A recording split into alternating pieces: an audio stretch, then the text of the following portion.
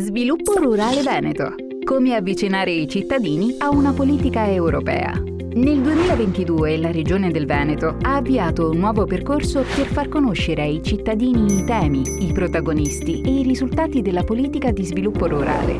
Per fare questo, la Regione si è impegnata a comunicare in modo semplice e allo stesso tempo credibile, con nuove campagne e nuovi prodotti multimediali.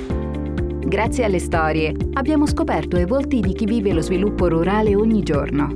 Agricoltori, imprenditori, giovani che hanno trasformato un'opportunità in un futuro concreto. Da un diario d'infanzia alla realizzazione dei propri sogni. Le vicende di Chiara, raccontate negli spot pensati per il grande pubblico, ci hanno ricordato quanto sia importante non dimenticare le proprie radici e quanto sia preziosa la possibilità di costruire il domani nella propria terra. Con la campagna di content creation ci siamo rivolti a un pubblico nuovo.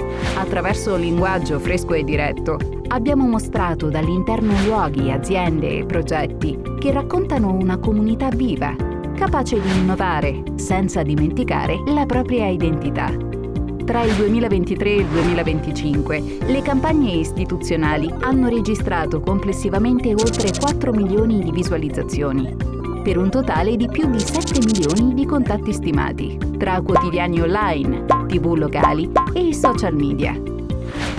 Il quarto episodio della campagna ha raggiunto oltre 1 milione di cittadini veneti, mostrando quanto, con il giusto linguaggio, un tema di settore possa avvicinare un'ampia parte della cittadinanza. Il risultato più importante non è solo arrivare ai cittadini, ma favorire una loro conoscenza reale dello sviluppo rurale e renderli consapevoli che si tratta di una politica che li riguarda tutti.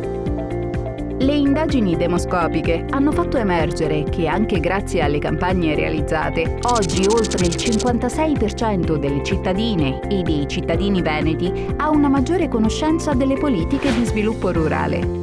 Inoltre è stato rilevato che quasi il 90% dei cittadini veneti ritiene che lo sviluppo rurale sia un tema importante su cui continuare a investire. Raccontare questa politica significa far capire l'importanza del mondo rurale, significa costruire una consapevolezza comune che investire sulla sua crescita sostenibile è un valore per la collettività.